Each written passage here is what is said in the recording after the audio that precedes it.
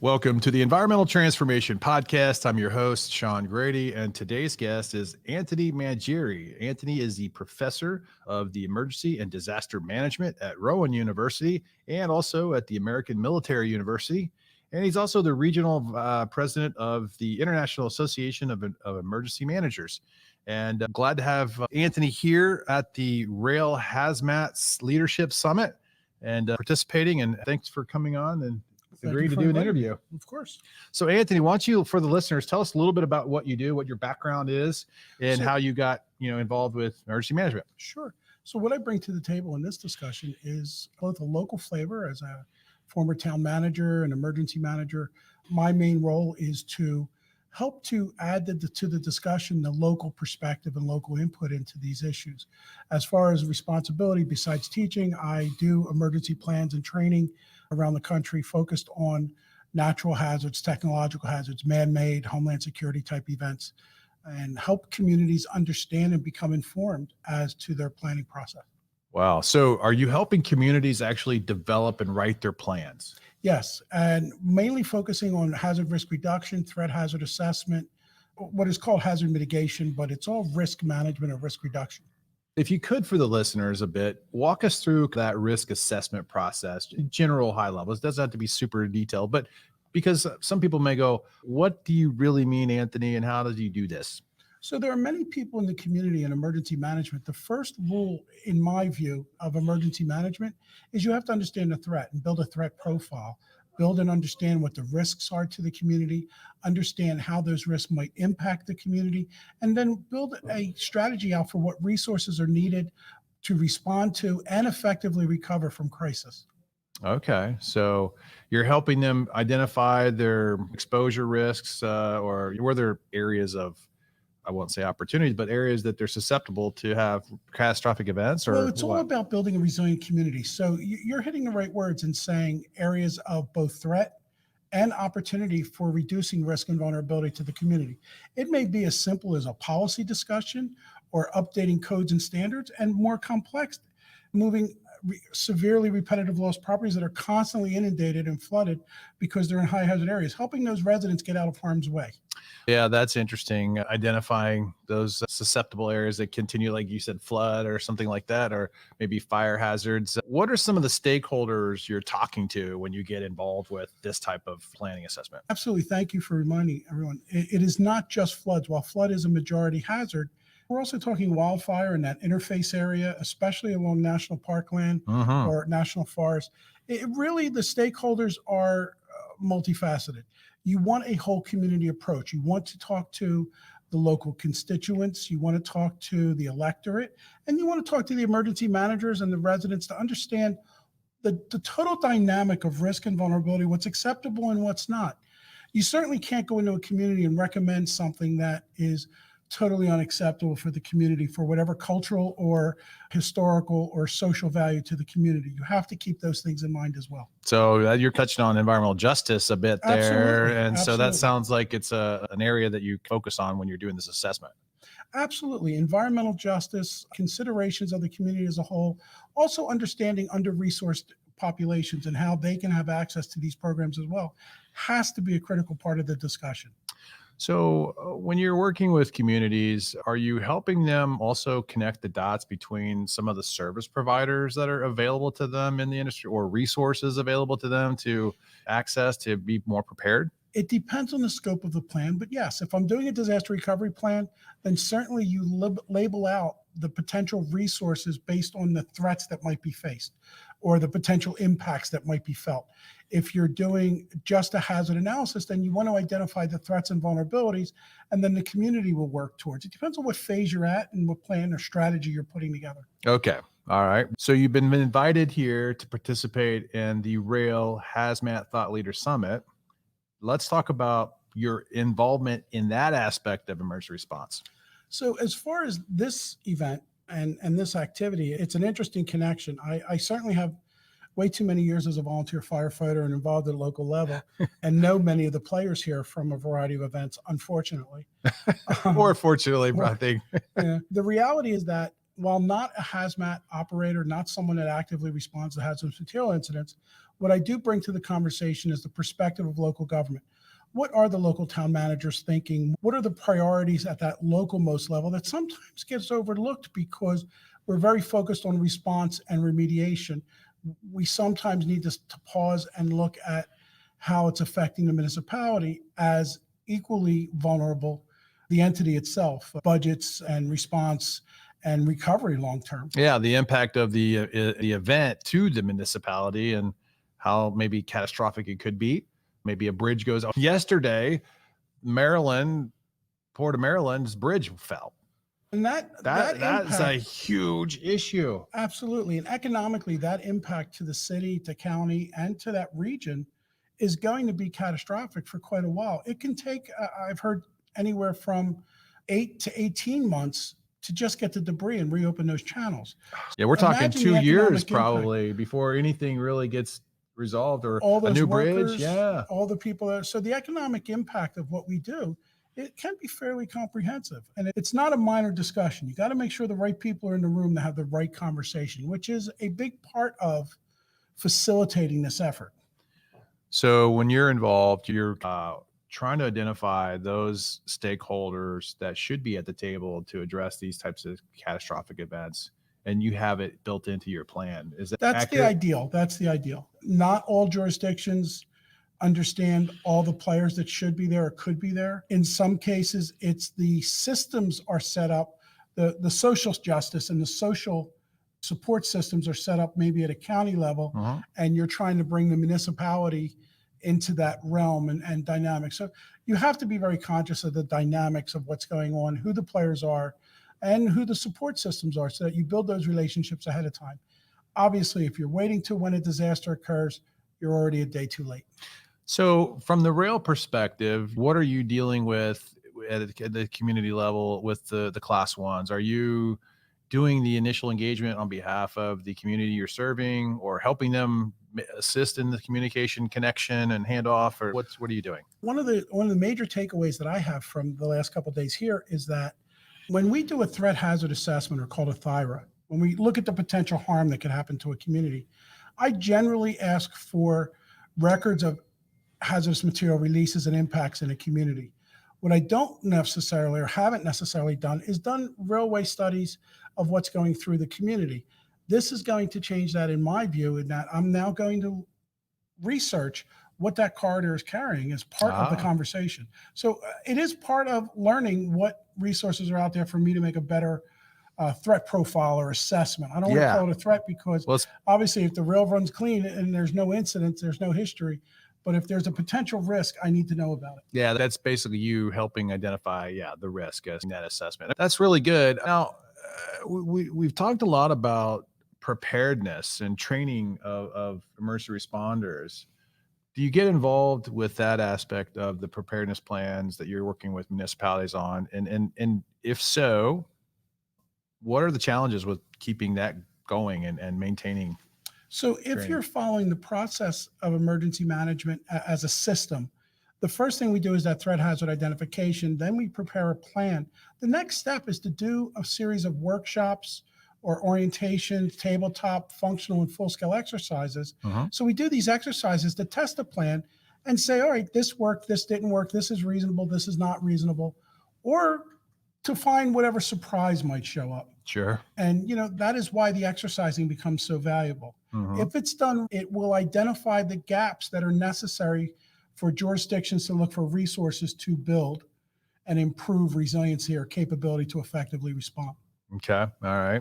What are some of the observations that you've seen here at the conference that you go, wow, okay, I didn't anticipate this scenario being an issue? Because one of the things, the takeaways I've seen is that, or learned here, is that it's a complex issue of dealing with training and readiness of responders and having communication between all the stakeholders. And what's some of the takeaways you've learned here? Every after action review I've ever done starts with communication issues. And this was no different. We were left after 2 days with a strong feeling like we're not communicating effectively with each other. I would agree with that. The second thing that I noticed was, contrary to maybe some people's opinion, the railway industry is not saying stay away. They're saying, let's do this, but let's do this efficiently. And that's a Right. legitimate, it's legitimate to want to spend money, but spend it in a way that gets the best results. Right. And the third thing I think for me has been the discussion that we had about local emergency planning councils, their role, functionality, and the fact that even though we're 30 years into this or so of building local emergency planning committees and all of these things, they are not consistent across the country. Right. Some are very active, some are not, some are utilizing their enforcement authority, some are not. I think that I'm left as an academic the academic part of me, wanting to go back and research more about LEPCs and start to train and orient how local emergency managers can build what in essence is their board of directors and their force multiplier to getting into the community and getting that resiliency that we keep talking about. Yeah, I also heard a theme in the meetings that I participated in where the challenges with maintaining staff retention. Are you seeing that in your work, in your line of work too? I do see, especially in the consulting world, because it's always a dynamic of moving, but I see a lot of young adults wanting to come into this profession. And I think that's fantastic. It adds a diversity of thought and an exchange of ideas and a maturing of ideas over time. Statistically, emergency management, which is a very general category in labor statistics, has been growing by about 3 to 7%, depending. And that's both public, private sector across the board. So I think the industry is growing as far as crisis managers, and I think the educational requirements are increasing. But overall, I think that we have, obviously in a post 9/11 world, have become far more aware of the role and value of someone that can handle chaotic situations at an organization, whether it be public or private. Yeah. And that's the value. Yeah. I think what this meeting has also kind of highlighted is that the response community is a little smaller than I think we all think it really is, as far as like with real expertise.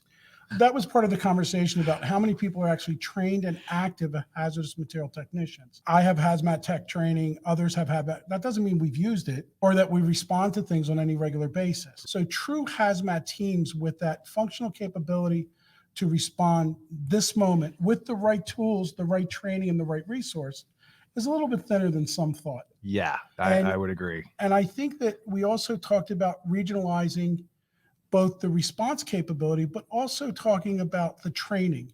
It is very difficult to get people from small rural areas to have to travel for a day, take a week or two of training, time off to do training, and then travel back. So there was some discussion about, does some of that training need to be more regionalized, or is there a method to make people aware of where training's at? How about more training where it's online, where you can do self-paced, modularized, high quality training that you don't need to be in person?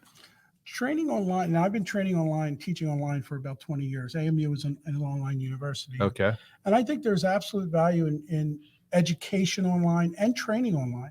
It doesn't negate the hands-on need. I certainly don't want someone doing CPR. I would, I 100% agree. I 100% agree. There's never going to be a time where you completely eliminate in-person, real hands-on, practical training, right? Right. So I equate it with knowledge, skills, and ability. Knowledge is what you get in college. Skills are what you get in training and repetitive training.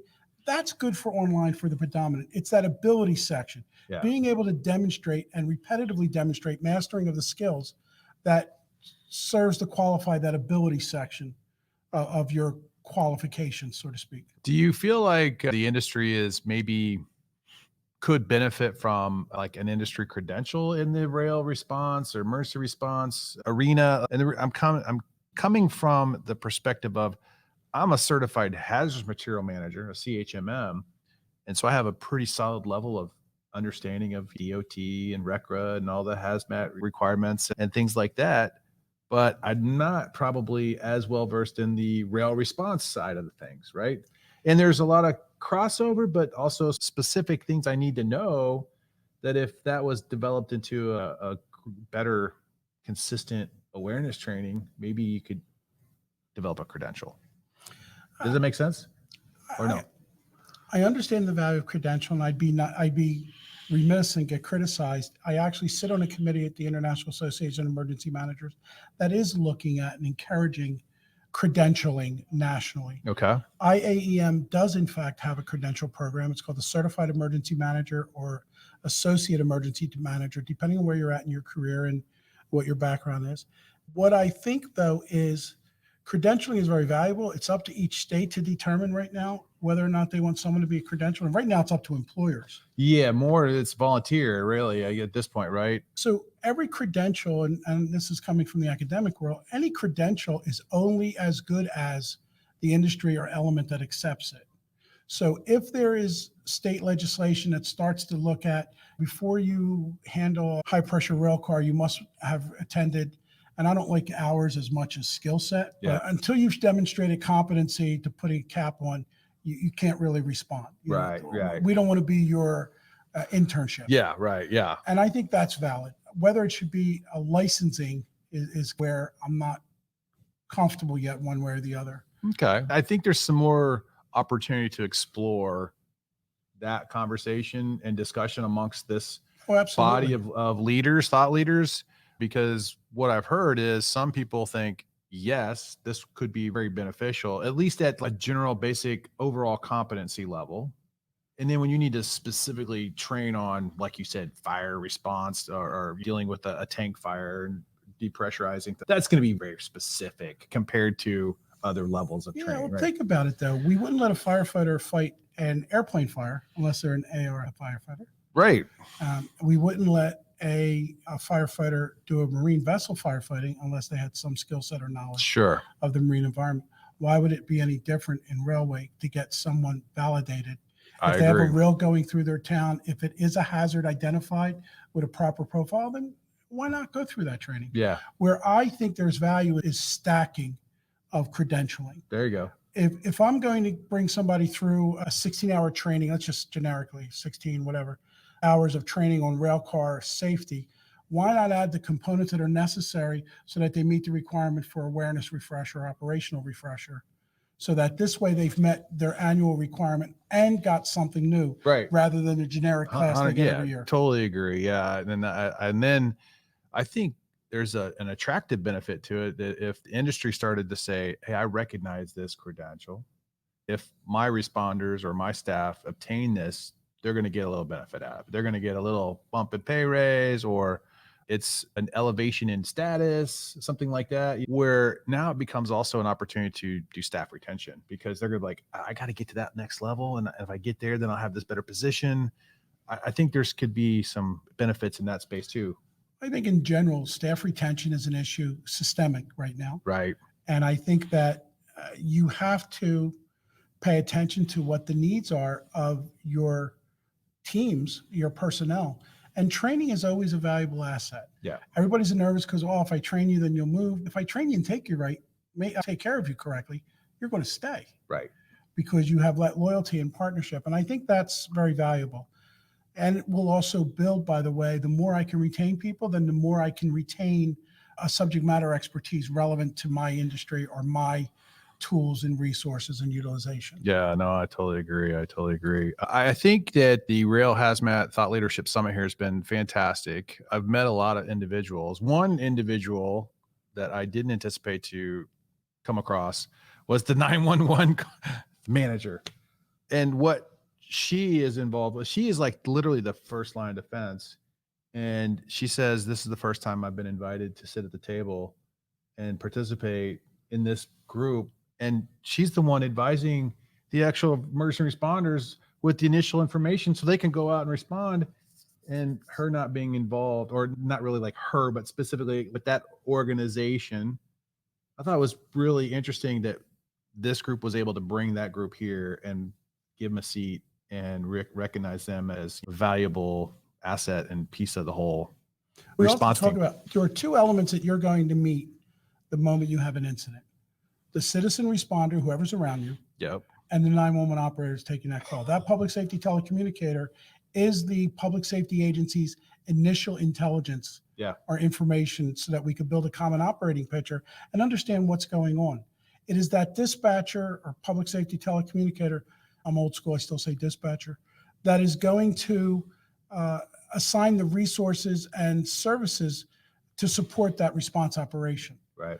that can't be ignored. That matter of fact, that has to be an absolute scripted, coordinated information gathering so that I know what I'm responding to, what resources I need, and what potential problems I might face on the field. Yeah, no, I totally agree. And so I'm glad they were here. That was another, I didn't know. I didn't even think about them, but I'm glad they're here. What are some of the takeaways that you're going to see or that you've identified that you're going to go back and take back to your work? And well, as I said, one of the things there are two things. One of the things that I want to look at is local emergency planning councils and how can we better train emergency managers to build that component, or local emergency planning committee, and go back and build how we're going to build or train emergency managers to build those capabilities, because they are a force multiplier. They increase the community's capability and the reach of that emergency manager. The second thing is I want to go back and look at the way we do THIRAs, at least my consulting side does THIRAs, threat hazard assessments, so that we can look at and see if rail corridor studies or commodity studies would give us additional information in defining the threat profile in the community. Oh, that's great. I think one outcome of the conference, the summit here, is what's the next steps? And there's been some recommendations that, we should do another event at some point. Don't know when, how soon, whatever, but meet back up and let's report on some of the things that we have implemented and some of the successes, and then the continued dialogue and communication between the various parties that are involved in this. I think that would be a really good outcome. And I really appreciate you coming on the show. Well, thank you for the opportunity. And bringing your perspective. And it's been very interesting, and I'm learning a lot, and I know our listeners are learning a lot. So I appreciate it. Thank you. Okay. Thank you.